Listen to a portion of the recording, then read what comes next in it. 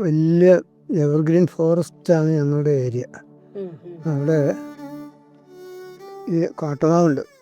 കാട്ടുമാവ് എന്ന് പറഞ്ഞാൽ വലിയ മാവാ, കയറാനൊന്നും പറ്റില്ല. പക്ഷെ കർക്കിടക മാസം കാലമാകുമ്പം ഭയങ്കര കാറ്റും മഴയായിരിക്കും. നമ്മൾ ഭാഗം നോക്കിയിട്ട് പറിക്കുന്നതല്ല, കാറ്റ് വരുന്നു.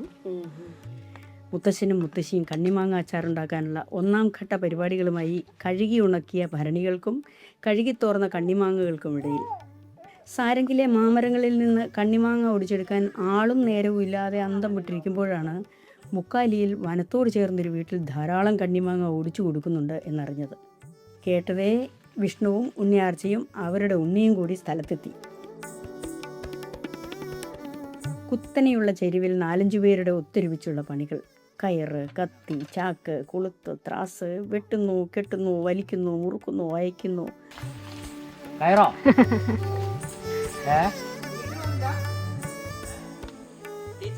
ഇല്ല കുലകളായി അടർത്തി തൂക്കം നോക്കി മനോഹരമായി കുട്ടയിലടുക്കി വാട്ടം തട്ടാതെ മാവില കൊണ്ട് മൂടി കെട്ടി സുരക്ഷിതമാക്കി ചുമന്ന് റോഡിലെത്തിച്ചു. ചാക്കിൽ കറക്റ്റ് രണ്ടുപേരാ മോളിൽ വെക്കുക. ഒരാൾ ഒടിച്ചു കൊടുക്കും, ഒരാൾ പൊട്ടിച്ചിടും ചാക്കിലേക്ക്. അങ്ങനെ കൃത്യമായിട്ട് ചെയ്യൂലേ? വെറുതെ കൊമ്പ് കളയില്ലല്ലേ? കാർട്ടൂണിസ്റ്റ് ടോംസിൻ്റെ ഹിപ്പിച്ചായനെ ഓർക്കുന്നുണ്ടോ? ആളെ ബാർബർ ഷോപ്പിൽ കയറ്റി ബലമായി ഹിപ്പിമുടി വെട്ടിയിറക്കിയാൽ എങ്ങനെ ഇരിക്കും? അതുപോലെ ആ മാവ് ചുളുങ്ങി കൂടി നിൽക്കുന്നതായി തോന്നിപ്പോകും. എന്നാൽ വീണ്ടും തളിർക്കും, പൂക്കും, കായ്ക്കും എന്ന മാമരം ധൈര്യപ്പെടുത്തി മാങ്ങാക്കുട്ടകൾ വണ്ടിയിലാക്കി വണ്ടി സാരംഗിലേക്ക്.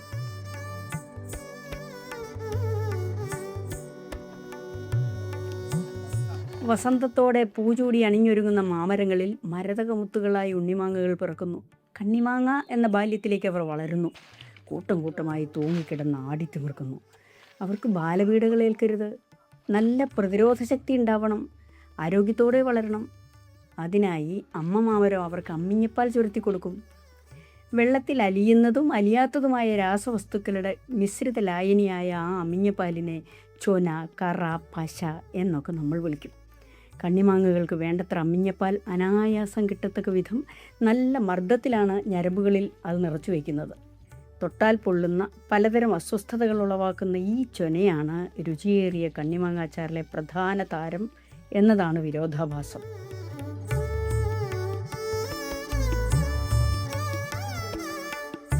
കുട്ടികൾ പലപ്പോഴും മാഞ്ചോട്ടിൽ തന്നെയുള്ള കല്ലിലോ മരത്തിലോ മാങ്ങയുടെ ഞെട്ടുഭാഗം ഉരച്ച് ചൊന കളയാറാണ് പതിവ്. അല്ലെങ്കിൽ കയ്യും വായും ഒക്കെ പൊള്ളിയെന്ന് വരും. മറ്റു പലതരം അസ്വസ്ഥതകളും ഉണ്ടായേക്കാം.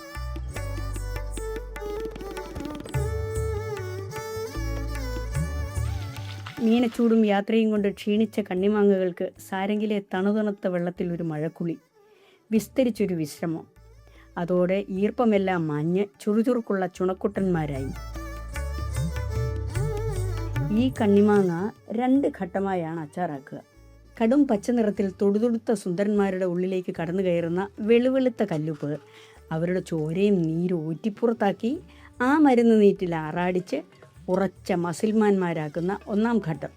ഒരു 10-40 എണ്ണം വേണമായിരിക്കും 1 കിലോ അല്ലേ? കയ്യും കണ്ണും കൊണ്ട് മുത്തശ്ശി കണക്കെടുത്തു. 1 കിലോ കണ്ണിമാങ്ങയ്ക്ക് 150-200 ഗ്രാം കല്ലുപ്പ്. ഭരണിയിലേക്ക് കല്ലുപ്പ് വിതറി അതിൻ്റെ അളവനുസരിച്ചുള്ള കണ്ണിമാങ്ങ എടുത്തിട്ടു. 1 കിലോയ്ക്ക് 40ഓളം കണ്ണിമാങ്ങ എന്ന കൈക്കണക്ക്. മരുന്ന് നീറ്റിലാറാടി ആകൃതിയും പ്രകൃതിയും മാറിയ ആ മസിൽമാന്മാരെ വശ്യസുന്ദരമായ കൊഴുകൊഴുത്ത ചെഞ്ചാറിൽ ആറാടിച്ചെടുക്കുന്ന 2ാം ഘട്ടം. ഇത്തരത്തിലിടുന്ന കണ്ണിമാങ്ങയിലെ മാങ്ങകൾ കറുമുറയെന്ന് കടിച്ചു തിന്നാൻ പരുവത്തിലായിരിക്കും. അലിയില്ല. എത്ര കാലം കഴിഞ്ഞാലും കേടൊന്നും ബാധിക്കുകയുമില്ല. മറ്റു പലതരത്തിലും കണ്ണിമാങ്ങ അച്ചാറിടാൻ കേട്ടോ. നല്ല മർദ്ദത്തിൽ നിറച്ചിരിക്കുന്ന ചൊന ഞെട്ടടർത്തുമ്പോൾ ഇങ്ങനെ ചീറ്റി വരും. ഒട്ടും നഷ്ടപ്പെടുത്തരുത്. മാങ്ങയുടെ ഇനമനുസരിച്ച് ചൊനയുടെ വീര്യത്തിൽ വ്യത്യാസം വരുന്നുണ്ടെങ്കിലും നല്ല നാട്ടുമാവിൻ്റെ മിക്കതിൻ്റെയും ചൊന നമ്മുടെ ശരീരത്തിൽ പുരണ്ടാൽ പൊള്ളും.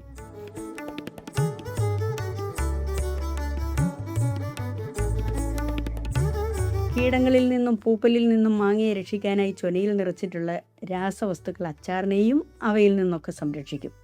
കൃത്രിമ രാസവിഷങ്ങൾ സമ്പൂർണ്ണമായിട്ട് ഒഴിവാക്കാം എന്ന് സാരം.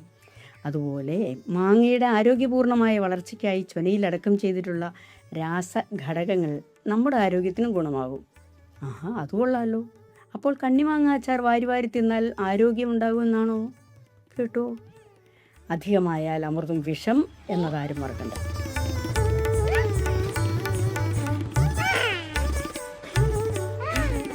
ഒരു കുറച്ചുകൂടെ ലേശം.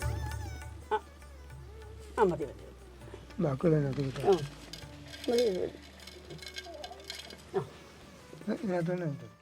മാങ്ങ ഭരണിക്ക് ഉള്ളിലേക്ക് പിടിച്ച് ചൊന മുഴുവനും ഭരണിയിൽ വീഴിക്കണം. മുത്തശ്ശനും മുത്തശ്ശിയും ക്ഷമയോടെ നന്നോ ദിഗുതോ എന്ന താളത്തിൽ പച്ചയും വെള്ളയും ഇടകലർത്തി നിരത്തി അടുക്കി ഭരണി നിറച്ചുകൊണ്ടേയിരുന്നു. പഴങ്കഥകൾ നൊട്ടി നുണഞ്ഞുകൊണ്ടേയിരുന്നു. ഇതുപോലെയുള്ള ഇതിനേക്കാൾ ലേശമാണ് വലിപ്പം കാണും. നമ്മൾ ഭാഗം നോക്കിയിട്ട് പറിക്കുന്നതല്ല. കാറ്റ് വരുമ്പം മാവ് കമ്പ് വീഴുന്നു. ഒരിക്കലൊരു പാറക്കെട്ടിനകത്തുനിന്നൊരു വലിയ മാവ് മൂടോടെ വീണു. അവിടെ പിന്നെ കാറ്റും മഴയും വന്നു കഴിഞ്ഞാൽ മരം വീഴ്ച. പിന്നെ എന്നിട്ട് ഈ വലിയ മാവ് വീണിട്ട് ആ നാട്ടിലുള്ള ആൾക്കാർ മുഴുവൻ വന്ന് മാങ്ങ പെറുക്കിയിട്ടും തീർന്നില്ല. ഈ കാട്ടുമാവല്ലേ, കാട്ടുമാവ്. അതൊക്കെ കഴിഞ്ഞ് പിന്നെ കൂപ്പ് കെട്ടിയപ്പോൾ മാവും പ്ലാവും. അതിലെ പ്ലാവ് എൻ്റെ അമ്മ, കാട്ടുപ്ലാവ്. അത് ചക്കയ്ക്കൊക്കെ എന്ത് രുചിയെന്നറിയോ? നമ്മുടെ ആ വനത്തിൽ അങ്ങനെ എനിക്ക് ഓർമ്മയില്ല. അതായത് വനത്തിൻ്റെ പല ഭാഗങ്ങളിലാണ്. പിന്നെ കോവയ്ക്കയുടെ ആകൃതിയുള്ള ഒരു മാങ്ങ ഉണ്ടായിരുന്നു. ഓ, അതിൻ്റെ ചൊനയ്ക്ക് എന്താ കർപ്പൂരത്തിൻ്റെ ഒക്കെ ഉള്ളൊരു, നമ്മുടെ കർപ്പൂര മാങ്ങ കായ്ച്ചിട്ടോ. മുഴുവൻ ചോല. കുറച്ച് ദിവസം കഴിയുമ്പോൾ മുതൽ വല്ലപ്പോഴുമൊക്കെ അടപ്പ് മാറ്റി ഭരണിയെടുത്ത് കുലുക്കി വയ്ക്കണമല്ലോ എല്ലാ മാങ്ങയ്ക്കും ഒരുപോലെ നീറ്റിലിറങ്ങാൻ. അതുകൊണ്ട് ഭരണി വല്ലാതെ നിറയ്ക്കേണ്ടതില്ല എന്ന് മുത്തശ്ശി. ഭരണികളെല്ലാം പാകത്തിന് നിറച്ചു. 4 മടക്കിയെടുത്ത വെള്ളത്തുണികൾ കൊണ്ട് ഭരണികളുടെ വായടച്ചു കെട്ടി ഭദ്രമാക്കി. മീതെ അടപ്പും വെച്ചു. ശുഭം.